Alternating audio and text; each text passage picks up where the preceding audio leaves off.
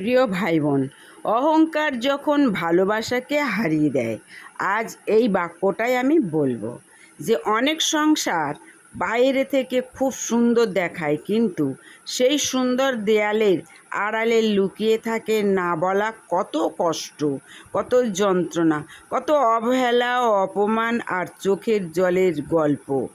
অনেক পুরুষ সকাল থেকে রাত পর্যন্ত পরিশ্রম করে, রোদে পুড়ে বৃষ্টিতে ভিজে ক্লান্ত শরীর নিয়ে বাড়ি ফেরে।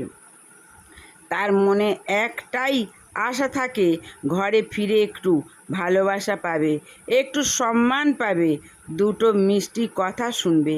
কিন্তু যখন সেই পরিশ্রমের মূল্য না দিয়ে তাকে অবহেলা করা হয়, তার উপার্জনকে ছোট করা হয়, তখন তার হৃদয়ের ভিতরে এক নীরব যন্ত্রণা জন্ম নেয়। আবার অনেক নারীও আছে যারা সারাদিন সংসার সামলায়, পরিবারকে আগলে রাখে, নিজের ইচ্ছাগুলো ত্যাগ করে অন্যদের সুখের জন্য বাঁচে, কিন্তু যখন তার অনুভূতিকে গুরুত্ব দেয়া হয় না, তার কষ্টকে বোঝা হয় না, তখন তার হৃদয়ও ধীরে ধীরে ভেঙে যায়। সংসার ভাঙে না একদিনে, সংসার ভাঙে প্রতিদিনের ছোট্ট ছোট্ট অবহেলায়।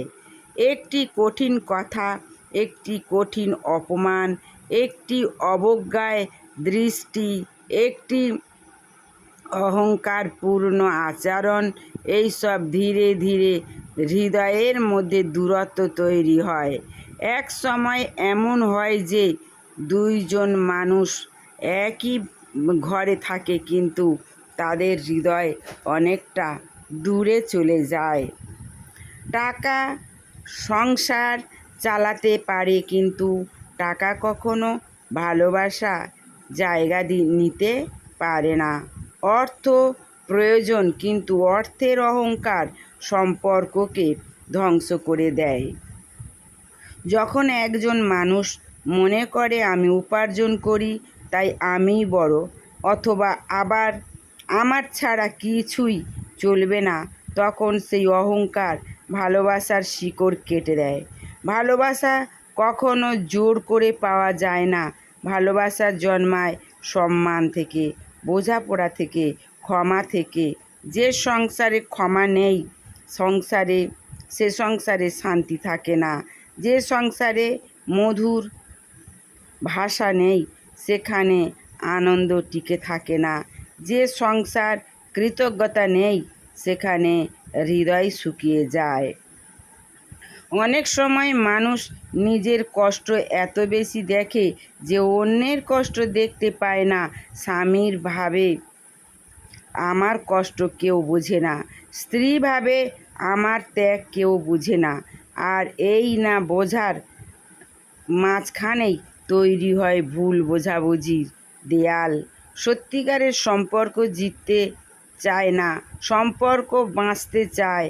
ভালোবাসা বলে না আমি ঠিক, ভালোবাসা বলে আমরা একসাথে থাকি। অহংকার সম্পর্ককে ভেঙে দেয়, কিন্তু নম্রতা সম্পর্ককে বাঁচিয়ে রাখে। সংসার তখনই সুন্দর হয় যখন দুইজন মানুষ একে অপরের প্রতিপক্ষ হয়, আশীর্বাদ হিসাবে দেখতে শেখে।